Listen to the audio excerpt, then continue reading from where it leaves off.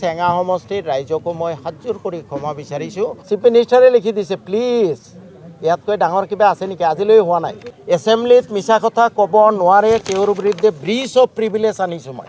Chief minister তেওঁ কি লিখিলে? এইটো চিফ মিনিষ্টাৰ চহী, কমিশ্যনাৰ PWD। চিফ মিনিষ্টাৰে লিখি দিছে, প্লিজ ইয়াতকৈ ডাঙৰ কিবা আছে নেকি? আজিলৈ হোৱা নাই।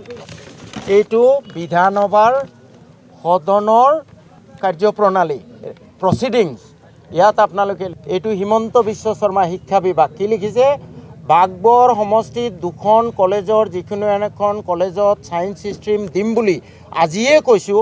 আপুনি প্ৰস্তাৱটো আনি আমাক দিব, ল'ম, কিন্তু দুখন কলেজৰ একেলগে নহয়, এখন কলেজৰ হ'ব। এছেম্বলি প্ৰচিডিংছ, এছেম্বলিত তেওঁ কৈছে এখন কলেজ দিম বুলি আজিয়ে কৈছোঁ, 2018 চনত। আজিলৈ হোৱা নাই। ইয়াৰ বিৰুদ্ধে এছেম্বলিত মিছা কথা ক'ব নোৱাৰে, তেওঁৰ বিৰুদ্ধে ব্ৰিজ অফ প্ৰিভিলেজ আনিছোঁ মই। যে আপুনি বিধানসভাত কৈছে, তাৰপিছত কিয় কামটো নকৰিলে? RCC ব্ৰিজ অভাৰ ৰিভাৰ ভেলেঙি, তেওঁ কমিশ্যনাৰ PWDত লিখি দিছে, ইয়াতকৈ ভাল শব্দ থাকিব নোৱাৰে। Please see how can we do it. ইয়াতকৈ আন্তৰিকতাৰে লিখিব পাৰে নেকি? আজিলৈ হোৱা নাই, কিন্তু ইনশাল্লাহ হ'ব। গতিকে হাফিজ ৰফিকুল ইছলাম ছিনিয়ৰ MLA, তেওঁ জানে। আৰু হাফিজ মানুহ, মই ভাবোঁ তেওঁ অলপ শুদ্ধ কথাবোৰ ক'লে ভাল, নহ'লে আমাৰ মানুহবোৰ মিছগাইডেড হ'ব।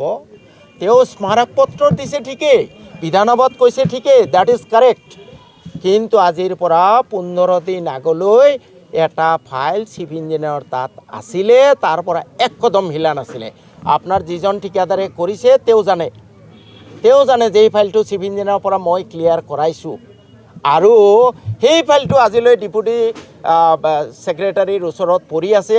মই 3 দিন ফোন কৰিছোঁ, লগ কৰিছোঁ, অহাকালি তেওঁ সেই ফাইলটো দিব। স্পষ্টভাৱে কৈছোঁ, মই 26ত মন্দিয়া সমষ্টিৰ পৰা নিৰ্বাচন খেলিম, ৰাইজৰ দলৰ পৰা খেলিম। আৰু এই চেগতে চেঙা সমষ্টিৰ ৰাইজকো মই হাতযোৰ কৰি ক্ষমা বিচাৰিছোঁ। মোৰ দৈহিক অৱস্থাৰ কাৰণে আপোনালোকৰ যথেষ্ট আকুল আহ্বান থকা সত্ত্বেও মই আপোনালোকৰ সমষ্টিত নিৰ্বাচন খেলিব নোৱাৰিলোঁ। আপোনালোকে মোক মাফ কৰিব। কিন্তু মই কথা দিছোঁ, মন্দিয়া সমষ্টি মোৰ যদি সু চকু হয়, চেঙা সমষ্টি মোৰ বাও চকু হৈ থাকিব। দুয়োটা সমষ্টিৰ উন্নয়নৰ কাৰণে মই যত্ন কৰিম। নিৰ্বাচনৰ সময়ত ভোটত জিকোৱাটো ৰাইজৰ দায়িত্ব। বাকী 5 বছৰ ৰাইজৰ যি উন্নয়ন কৰিব লাগে, সেই ৰেছপনচিবিলিটি মোৰ কান্ধত। ৰাইজে কোনো উন্নয়নৰ কাৰণে মোক কোনো দাবী দিব নালাগে, মই নিজেই চাম। কোনো কেঁচা ৰাস্তা পকী নাথাকে, কাৰেণ্টৰ কোনো অসুবিধা ৰাইজে নাপায়, নদীৰ গৰাখহনীয়া, শিক্ষাৰ সমস্যা, স্বাস্থ্যৰ সমস্যা যি আছে, শাসক পক্ষত থাকিলেও সমাধান কৰিম, বিৰোধী পক্ষত থাকিলেও সমাধান কৰিম। মই বিশ্বাস কৰোঁ, nothing is impossible in this world. The share hard work is most important.